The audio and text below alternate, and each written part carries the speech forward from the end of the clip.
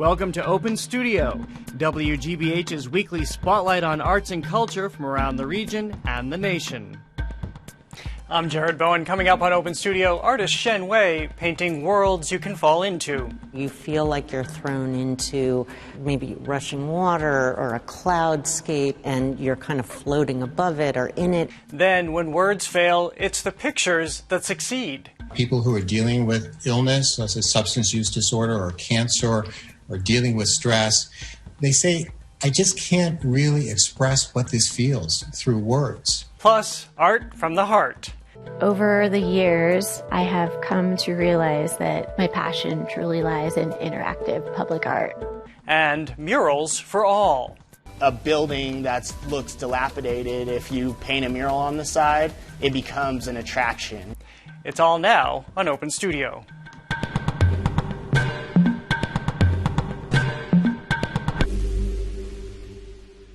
First up, he's not a magician, but artist Shen Wei is very good at disappearing, losing himself as he creates, conjuring ethereal lands and reimagining the human body. His work is now on view throughout the Isabella Stewart Gardner Museum, which we visited before the pandemic forced its recent temporary closure. On the facade of the Isabella Stewart Gardner Museum, a woman in red. She is a figure of passion, her writhing traced on the ground beneath. Inside the museum, we see her on film, a spirit gliding through galleries. There's something kind of surreal about many of his films. He is Shen Wei, a Chinese artist who mesmerized an international audience of 4 billion people in 2008 with his choreography at the Beijing Olympics opening ceremony. That's about as public as you can get, and he's celebrated worldwide. He's a cultural icon in China. But in all the time he has been creating dance and film for public audiences, Shen Wei has been very quietly creating work for himself. These paintings, some on view for the first time at the Gardner Museum, where Peggy Fogelman is the director. You can see that he was thinking about cosmic forces, right? And so many of these paintings in this series, because there's no horizon line, you feel like you're thrown into maybe rushing water or a cloudscape and you're kind of floating above it or in it. A lot of time I felt all the paintings, it's more like a journal. We spoke with Shen Wei from his parents' home in Hunan Province, China, where he settled during the pandemic. He says his towering paintings in the museum are less about what he's painting than what he's feeling, although that never stops people from finding figures, landscapes, and stories in his work, especially in this piece titled Untitled Number 8. When I paint that one, I really didn't think I was trying to paint a human figure in the middle. People thinking it's a human figure riding a lion, flying, crossing a mountain or flying in the air. When I paint, I didn't think it at all. I was just thinking that I want to use the black paint. It's more like, energy. One that consumes him. Shen Wei insists on being alone when he paints, sometimes for months on end. Sometimes even he is not entirely present. The large piece, I bent down twice. I wake up in the middle. I even don't know how long I slept. Didn't know.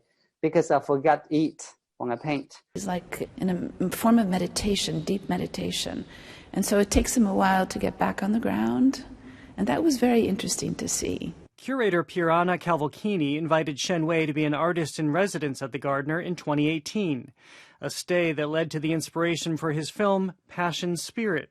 It, along with his choreography and painting, have an ethereal quality, born, the curator says, of his desire to connect to greater things.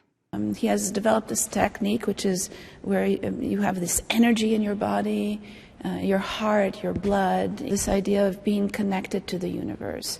And it's a very strong spiritual element, really, in his work. Shen Wei has been a working artist since the age of 9, when he entered opera school in China. And as these early notebooks reveal, he was charting choreography by age 14. I thought, oh, this is something all the children do at school and the teacher makes them do it. No, this is something he invented and for himself. I was just thinking, oh my God, if I forget all the things teacher taught me, what I'm going to do? I love so much. But then I start to find a way to write down, to make puppets and drawings to write down all the movements. Some 30 years on, he still maps out his dance and films. But in his paintings, he harkens back to centuries of art history. From the ancient, storied scrolls of the Song dynasty, to the dark, roiling images conjured by Dante's Inferno, to 20th century American abstract expressionism. He says, I am made of Eastern and Western ingredients. And he also talks about we are all solitary and alone, but we breathe together. And it's a beautiful kind of coalescence of different influences, different techniques, different art forms, but then truly he's forged his own style.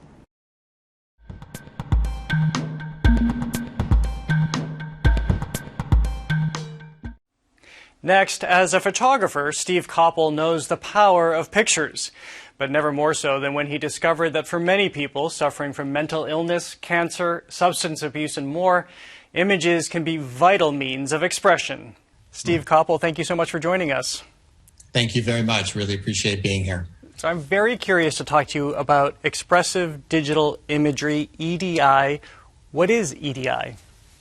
Yeah, so Jared, again, EDI stands for Expressive Digital Imagery, and it's this idea of being able to create an image that expresses a feeling or an experience or an emotion that so often might be difficult through words alone. And the idea is doing it on a mobile app that just takes a couple minutes to learn. And so you have used this for people dealing with substance abuse issues, mental health issues, stress. We'll talk in a moment about doctors who are using this in this time of the pandemic. Why does it work? How is this a good means of therapy?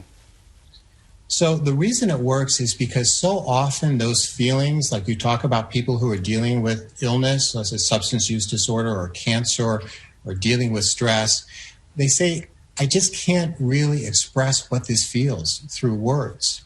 And an image allows such a deep and visceral connection with those who are there trying to share these feelings with. So what are some of the things that you've seen communicated to you as people start with just one image? So often it's stories, and that often is what can be so powerful. So for example, there's an image that this individual with chronic Lyme disease created, and it started actually as a photograph of just a stark tree on a landscape. In the first image that she created, she took out all the color and she added distortion, and she entitled it Still Life. And her story was she was still living, but it was such a difficult life, dealing with the pain and the exhaustion and the uncertainty as far as whether this would ever end. So that was the first image. But then the story continued with the next image. And if you look closely at this image, you can still see the outline of the tree. But in this image, she's added a sense of peace to it and calming and flowing lines and shapes and colors. And she shared this in a group with other people dealing with the same illness. And she said, and she entitled it Reemerging. She said, this is where I am now in my life. I'm in a whole different place. I can see where I'm headed back to the life I always wanted to live. And so these series of images tell the story in such a powerful way. And that's a very common way that expressive digital imagery is used. Do you often see an arc like that, a really marked transition? Often we see an arc, but we also work with people who are really more in the despair stage of their illness. And for example, on this image that's entitled, that talks about rage, which started as a matchbox with matches, and this woman who was dealing with mental illness created all these flames around it, and said, this is really the first time I've been able to express this anger that I feel at this illness that I'm experiencing. And so often that is therapeutic in itself, Jared, being able to say, this is how it feels. I want to be heard. I want to share this with others. And this image is what allows me to do this. What are some of the things you've heard from clinical staff in terms of the awakenings, the realizations they've had through EDI. We hear from staff that they have worked with patients who were just at log jams, who wouldn't open up and wouldn't express themselves and couldn't. So often what they've heard is, don't ask me that same question, but I've been asked a million times why I'm using drugs or what it felt like when I started using again. I'm sick of being asked that question. The clinicians say, once you allow that same person to express those things through an image that they take pride in, that they enjoyed creating, that they can't wait to share with others, it changes the therapeutic dynamic entirely. This is becoming widespread, it sounds like. It is. We really started in the Boston area. I happen to be on the board of the Dana-Farber Cancer Institute, so that's where it began because that was an easy first step for us to test this. But from then, it's grown initially in the Boston area at places like McLean Hospital and Boston Children's Hospital, Tufts Medical Center, Massachusetts General Hospital. But then we're national now as well at renowned organizations. I can imagine some of the images that people take themselves are very revelatory. They are. In fact, in this example, this is a young woman who has dealt with chronic mental illness for many, many years. And it begins with her striking a very poignant pose with her head between her knees. And she had somebody take a photograph of her in this pose. And then she took all the color out of it and added some effects to make it look even more stark. And her title on this image is Sick and Tired of Being Sick and Tired. So, so powerful. Do you recommend that people title their images? Yes, we learned very early on that just a few words as a caption with the image adds some very important context and power. So what about you? You're not a doctor. Growing up, you weren't necessarily an artist. I don't think you would call yourself that. So how did you come to this? So, yeah, I was a business consultant for my whole career, so very, very different from what I'm engaged with now. I had taken up photography as a hobby, and then very unexpectedly, it became therapeutic when we had medical challenge in my own family. And I began to realize how my own imagery was allowing me to express aspects of my life and things that I was going through in a way I never could have anticipated. So you have two books, one just recently released. You have The Brewster Flats, The Cape Cod National Seashore is your second most recently released book.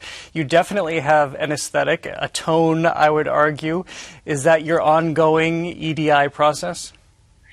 I think it is. And the images that I create really are my own expressions. And those images on the Brewster Flats on Cape Cod or on the Cape Cod National Seashore are really created in times when I am alone. And the images that I create are really reflections of what I'm experiencing in any given moment. And finally, I just want to end by asking, I've been really struck to see how doctors now are using EDI in what is this horrifically traumatic time, especially now, especially as we see the hospitals so strapped. People have been in this morass of a pandemic for almost the better part of a year. So how are they using it? Yes, so you're absolutely right. And while we began on the patient side, our work has extended very significantly to caregivers. And probably the best example of that is now in the age of COVID. And in this example, actually from Tufts Medical Center, really kind of shows how this can be so powerful. So this is Dr. Emery Petrak, who is the chief of pediatric emergency medicine at Tufts. And now with COVID, when he approaches patients, in many ways, he looks like an alien, right? So what he has done, as you see in this image, is he has created images with EDI that he is now affixed to his gowns. Well, Steve Koppel, it's so interesting to speak with you, showing us the ever-expanding boundaries of the power of art. And we should also mention that your two books that we mentioned benefit EDI. They also benefit preservation of the seashore on Cape Cod. Thank you so much for joining us. Thanks. It's been a real pleasure, Jared. Really appreciate it.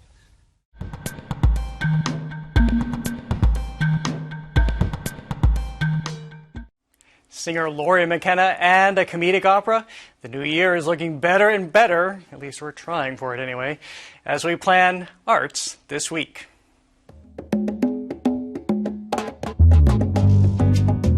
Spring is coming to Concord early this year. Sunday, see floral versions of works, including those by Loring Coleman, in Art in Bloom. It's a collaboration with the Garden Club of Concord and is open throughout the holiday weekend.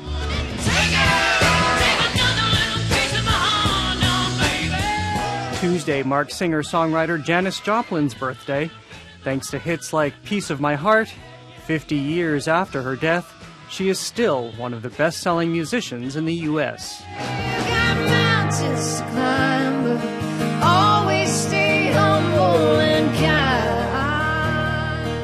See Grammy-winning singer-songwriter Lori McKenna Wednesday. She's performing hits like Humble and Kind in a free virtual fundraiser for the Center for Arts in Natick. Friday, catch photographer John Brooks' idealized pictures of the human body in the Griffin Museum of Photography's exhibition, Return to River Run. Saturday, Mass Opera streams a command performance of Beautiful Bridegroom. The comedic opera features a twist on an age-old theme, a mother with two marriageable daughters trying to find a spouse, not for them, but for herself. Next, in Reno, Nevada, multimedia artist Nicole Ashton creates singular public art, large-scale sculpture built for public interaction. I certainly am an artist who works in all mediums. But over the years, I have come to realize that my passion truly lies in interactive public art. It can reach the masses, it is there and lives on, will outlive me, and will still be making an impact.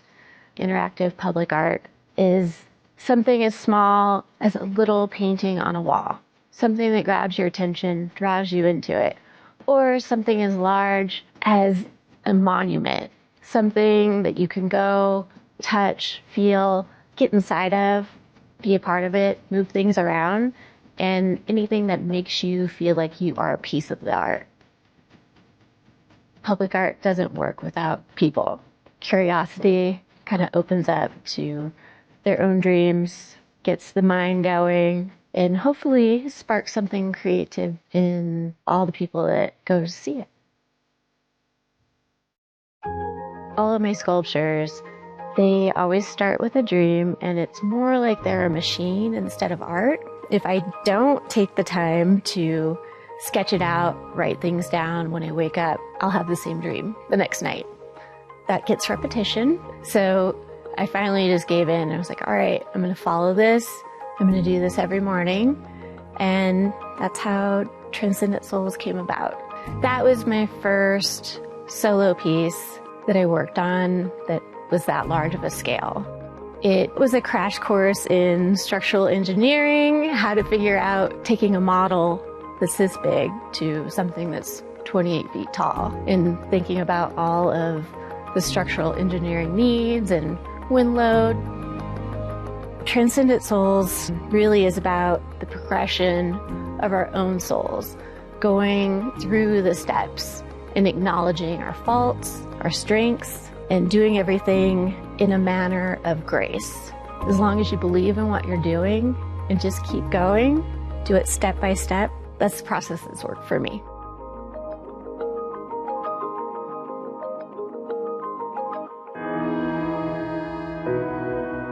As You Wish was the project after Transcendent Souls, and it is all about going in with the intention, knowing what your heart's desire is, what your wish is.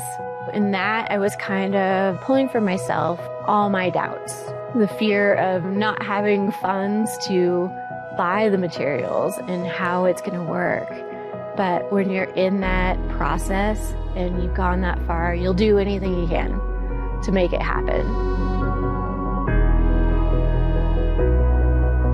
Dreamcaster is an opportunity to look into all of the what ifs. So it's really important when you're doing a large-scale piece to do a maquette so you can get a better idea of what your build process is going to be. I've become the person that thinks about things like shipping and building. So how do you make it fit into a box? Where are you going to separate it? How is it going to get loaded? That part of the process is really a good place to start. The pieces all going to be all reclaimed with the exception of structural steel. Inside the framework of those hexagons of the dome will be individual Dreamcasters. They're meant to all be different. The top of the dome will have another crystal, and this time we're going to go dig it out ourselves. Anybody can do this. It's all about just having the drive and the will to do it. And I hope that that's what everybody who experiences it walks away with. Public art, for me, it's meant to inspire. It's meant to excite. It can even be meant to get you angry, meant to push you to make a change. Hopefully it just gets their wheels turning and they go off and they do amazing things.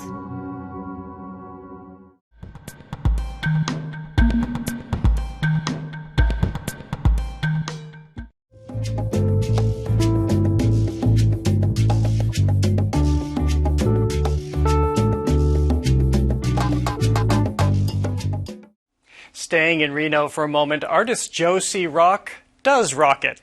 A quick note, this piece was shot before the pandemic. My name is Josie Rock, and I'm a muralist and artist here in Reno, Nevada.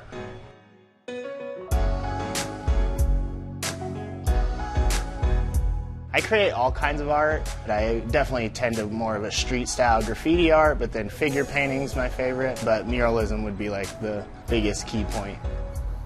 The idea of like urban or grittiness really appeals to me just because that's like who I am, and I listen to rap music, I spray paint. These are all things that are very urban. I love graffiti, I love buildings, and I love just that chaos of just traffic and people walking and honking of horns, and that's the other part of it is if you look at my painting, I love just making a mess too, like that crazy chaotic mess and then the beauty on top of it. If you look at this painting, that same idea. This door is just gross old, but then there's the girl inside who is just very soft and pristine and painted very nicely, and it's just that counterplay of ideas that is also great.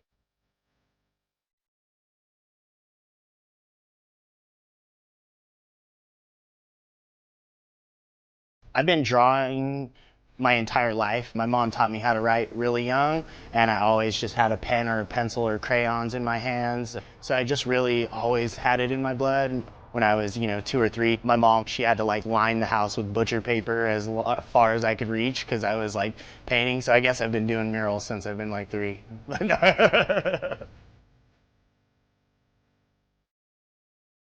Starting a mural is different every time. I don't really ever know how I'm gonna actually start like putting paint to the wall first. It just really depends on the finished product as well. Like the one at Makana, that one I chalked the drawing in first because I wanted a lot of the blue showing through the entire time. And then from chalking it in, then I went into spray paint and doing that, then going back and cutting back with the wall color, fixing my lines up, then started doing shading and doing the different layers of shading. It's really hard to judge on how long a mural is going to take. It can be anywhere from 5 hours to 50 for the same mural. So sometimes if I'm on it, I can bust out a portrait really perfect in 5 hours and have it be the same that it would take me 50 to render it, because you just sometimes make mistakes and it goes, but sometimes everything goes well and it just lines up right from the beginning.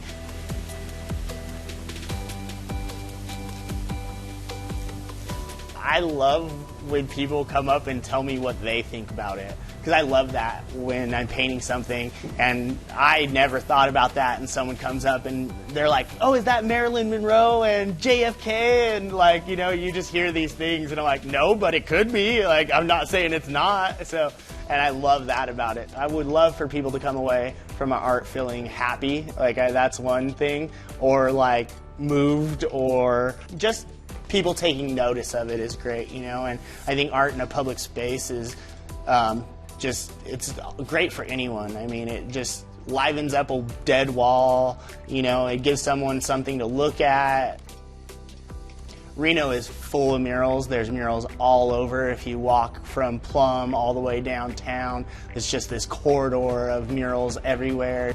It's an easy way to change an area, and that's kind of what happened here. Was we started painting murals on a lot of businesses because younger people started opening businesses. A building that looks dilapidated, if you paint a mural on the side, it becomes an attraction. You know, it becomes where people are sitting there taking pictures in front of it, selfieing.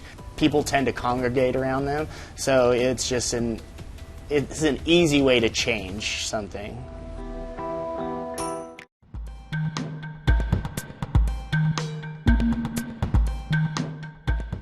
And that is all for this edition of Open Studio. Next week, from dressing Mary Todd Lincoln to Coco Chanel, it's the women who revolutionized fashion.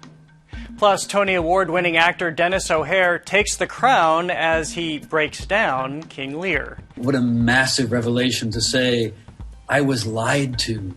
I am not a good human being. I am not all-knowing. I am not all-powerful. I am nothing. Until then, I'm Jared Bowen. Thanks for joining us. And as always, you can visit us online at gbh.org/openstudio, and you can follow us on Instagram and Twitter at OpenStudioGBH.